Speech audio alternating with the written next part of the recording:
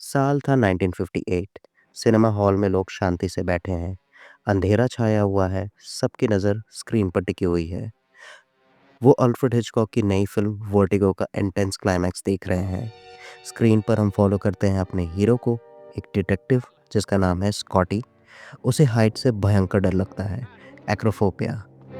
वो एक औरत का पीछा कर रहा है जिसके बारे में उसे ऐसा लगता है कि वो कुछ बहुत ही बुरा करने वाली है। वो औरत एक पुराने स्पेनिश मिशन के अंदर भागती हुई सीधा बेल टावर की तरफ जाती है। स्कॉटी भी उसके पीछे पीछे भागता है। काफ़ी सीढ़ियाँ चढ़ने के बाद जब स्कॉटी नीचे देखता है, तब हमें स्क्रीन पर ये शॉट दिखता है। Hi, my name is Girish and welcome to cinema star. ये है वो मशहूर वर्टिगो इफेक्ट जिसे डॉली ज़ूम भी कहते हैं। बैकग्राउंड खिंचता हुआ और टेढ़ा मेढ़ा लगने लगता है, जैसे स्कॉटी के दिमाग का डर कैमरे ने कैप्चर कर लिया हो। अपने डर के बावजूद वो खुद को किसी तरह संभालता है और आगे बढ़ता है। उधर भी ना एकलव्य में भी I mean it's out of context of Parinda but sound cut and track in and zoom out track in and zoom out मैं बोलता था ये सब क्या है यार। जिस टेक्निक का जैकी श्रॉफ यहाँ जिक्र कर रहे हैं, वो वही कैमरा इफेक्ट है जो हमने अभी वर्टिगो में देखा था। वो अपने को एक्टर्स और डायरेक्टर्स के साथ बैठे हैं अपनी कल्ट क्लासिक फिल्म परिंदा की सिल्वर जुबली सेलिब्रेट करने के लिए, जो कि रिलीज़ हुई थी 1989 में। और जिस सीन की वो बात कर रहे हैं मेरे भाई का वो है ये। करण को अगर कुछ हुआ ना सेठ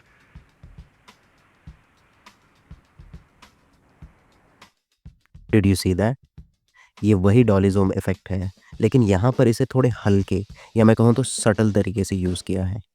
जब मैंने परिंदा पहली बार देखी थी, तब मैं हैरान हो गया था कि इतनी पुरानी फ़िल्म में ये इफ़ेक्ट यूज़ किया गया है।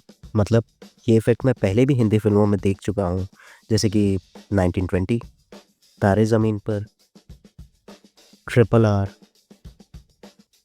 फुकरे, रोबोट और हॉलीवुड की कई आइकॉनिक फ़िल्मों में, जैसे कि Goodfellas, Pulp Fiction, La Haine, Lord of the Rings etcetera. लेकिन मुझे कभी उम्मीद नहीं थी कि 1989 की किसी हिंदी फिल्म में ये टेक्निक मिलेगी।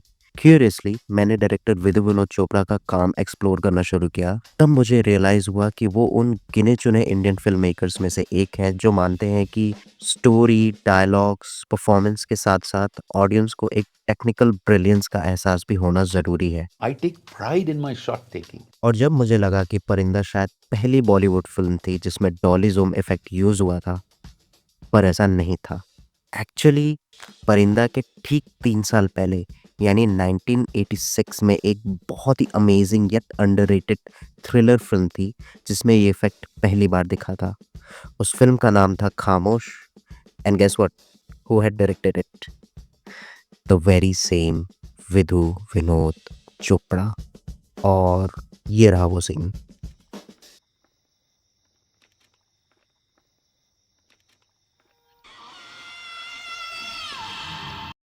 कुछ नोटिस किया? ये इफ़ेक्ट परिंदा मूवी से भी ज़्यादा सटल था। और अब सुनो एक इंटरेस्टिंग बात।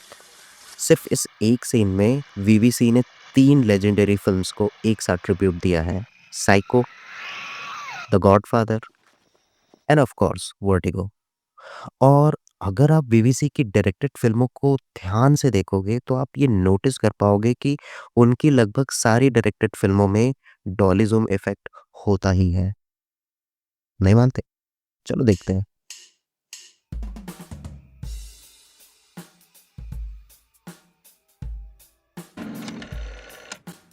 अब्दुल मेरे भाई को पीछे क्यों कर रहा है। करण को अगर कुछ हुआ ना सेठ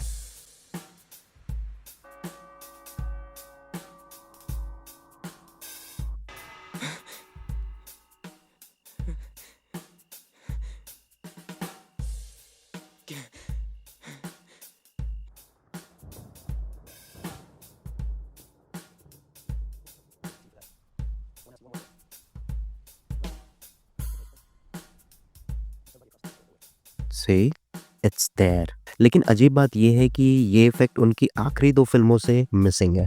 I wanted that Vidhu Vinod Chopra dead. आगे बढ़ने से पहले जानते हैं कि डॉलिज़्म आखिर है क्या, इसे कैसे क्रिएट करते हैं और सर अल्फ्रेड हिचकॉक को इस इफ़ेक्ट का आइडिया कब और कैसे आया था।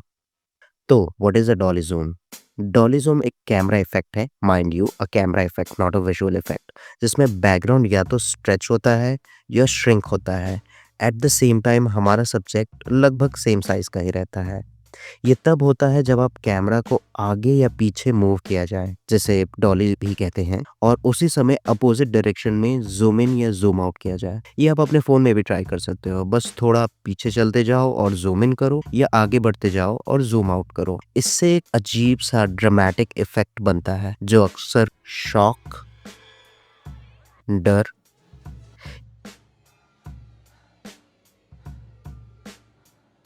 या किसी बड़ी रियलाइज़ेशन को दिखाने के लिए यूज़ होता है।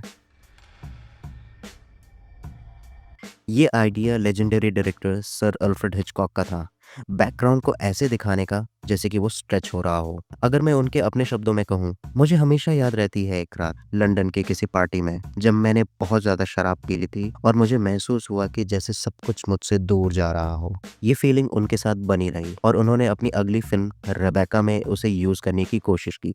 एक सीन में जहाँ लीड कैरेक्टर फेंट हो जाती है, लेकिन वो इफ़ेक्ट अचीव ना कर पाए क्योंकि उस टाइम के हिसाब से कैमरा और इक्विपमेंट्स इतने एडवांस नहीं थे कि ये टेक्निक कर सकें। लेकिन ये आइडिया सालों तक उनके दिमाग में बना रहा और इन बीच उन्होंने कई फिल्में बनाई। इसका सॉल्यूशन आखिरकार 18 साल बाद मिला वर्टिगो में, जब उनके second unit cameraman ermine Roberts ने ये टेक्निक इन्वेंट की और हिचकॉक को दिखाई, और फिर हिचकॉक ने इसे अपनी फिल्म में यूज़ किया। जैसे मैंने पहले मेंशन किया, ऑडियंस ने ये इफेक्ट पहली बार 1958 में वर्टिगो में देखा। लेकिन इंटरेस्टिंग बात ये है कि ठीक एक साल पहले Soviet war film The Cranes Are Flying में भी कुछ ऐसा ही इफेक्ट दिखाई देता है। उस सीन में एक कैरेक्टर को गोली लगती है, वो ऊपर आसमान की तरफ देखता है और हम ये विजुअल मोमेंट देखते हैं।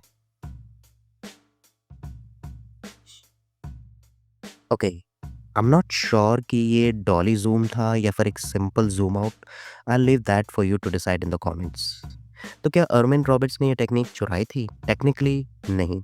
The Cranes Are Flying USSR में 12 अक्टूबर 1957 को रिलीज़ हुई थी, लेकिन यूएसए तक ये 1960 में पहुंची, वर्टिगो के 2 साल बाद। तो किसी ने किसी से कुछ नहीं चुराया, शायद ये सिर्फ एक कोइंसिडेंस था। Now coming back to our topic, Vidhu Vinod Chopra की फिल्मों में डॉलिज़्म इतना इम्पैक्टफुल क्यों लगता है, जबकि दूसरे डायरेक्टर्स अक्सर उसी इफेक्ट को इतना स्ट्रॉन्ग नहीं बना पाते? Two reasons. He saves this technique for a very crucial moments in the story. जैसे कि फिल्म खामोश में डॉलिज़्म एक मेजर टर्निंग पॉइंट पर आता है, जब फिल्म पहली बार ये हिंट देती है कि किलर कौन हो सकता है। एक ऐसा मोमेंट जो पहले की सीन्स में ध्यान से सेटअप कर दिया गया है।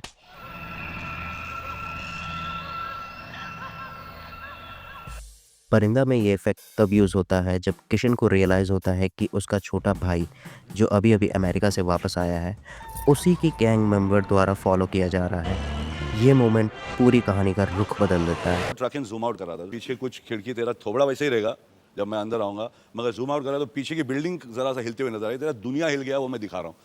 I mean, you can clearly see this in this shot. As the camera moves from one direction to another, it subtly hints the shift in the story.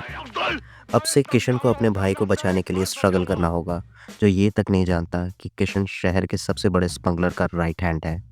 Mission Kashmir में ये इफेक्ट तब दिखाई देता है जब अल्ताफ, जो बदले के इरादे से जी रहा था, अपनी बचपन की दोस्त सूफिया से प्यार कर लेता है। उस मोमेंट उसके दिल में दो इमोशंस टकरा रहे हैं, एक तरफ बदला, दूसरे तरफ प्यार।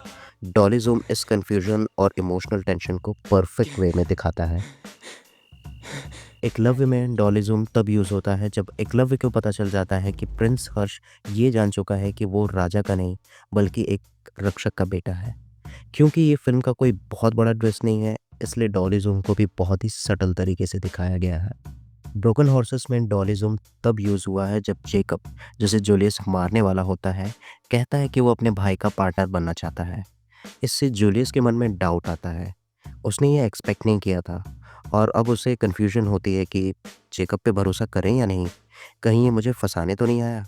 ध्यान दो, ये इफ़ेक्ट स्लोली और केयरफुली किया गया है, बिल्कुल जैसा कैरेक्टर फील कर रहा है वैसे।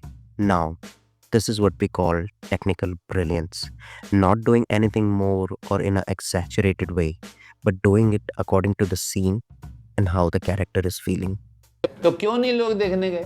उसमें भी तो अजय देवगन था, वो तो दबंग है। अजय देवगन नहीं कुछ भी है, जो बड़ा पिक्चर उसका रिलीज है सिंघम है, तो क्यों नहीं गया देखने लोग? तेज में क्यों? वही तो अजय देवगन था ना भाई। What the fuck, huh? This man has no filter. Second, he uses it to reflect what the scene is about and how the character is feeling. चलो इसे एक खराब एग्जाम्पल से समझते हैं। एक सवाल पूछता हूँ, फुकरे मूवी में सबसे इम्पोर्टेंट कैरेक्टर कौन सा था? ये चार या ये दोनों? वेल, सभी थे, है ना? लेकिन डॉनी जूम उस कैरेक्टर पर यूज हुआ है जो कहानी में कुछ खास कंट्रीब्यूट भी नहीं करता और पूरी फिल्म में सिर्फ 3 बार दिखाई देता है। एक और सवाल, कहानी का सबसे ड्रामेटिक या क्रूशियल मोमेंट कौन सा था? क्या ये वो था जब बोली ने पैसे खो दिए, या ड्रग डील बिगड़ गई, या क्लाइमेक्स में बोली पंजाबन का अरेस्ट होना? शायद सभी थे, है ना? लेकिन डॉली जूम वहां पर यूज हुआ है जहां पर प्रेसिडेंट का PA refuses to give the money for the nights president has spent with bollies girls. Now that is a missed opportunity.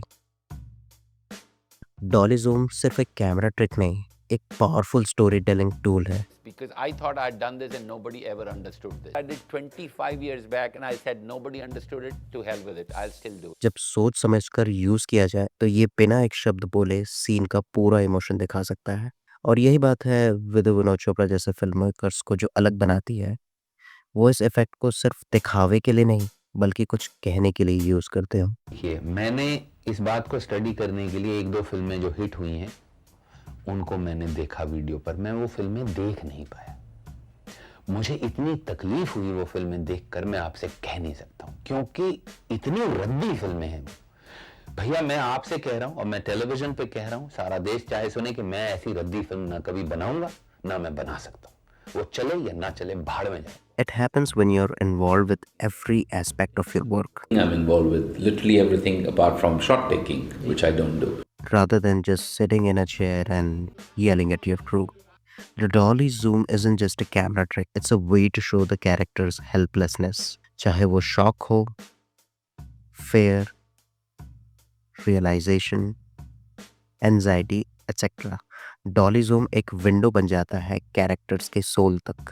आज के टाइम में जब टेक्निकल इफेक्ट्स को ओवर यूज या मिस यूज किया जाता है, विधु विनोद चोपड़ा जैसे डायरेक्टर्स बताते हैं कि वाई लेस इज मोर। ये हमें याद दिलाता है कि असली ब्रिलियंस तब होती है जब आप जानते हो क्या करना है, कब करना है, एंड मोस्ट इम्पॉर्टेंटली क्यों करना है। If your why is clear then how doesn't matter.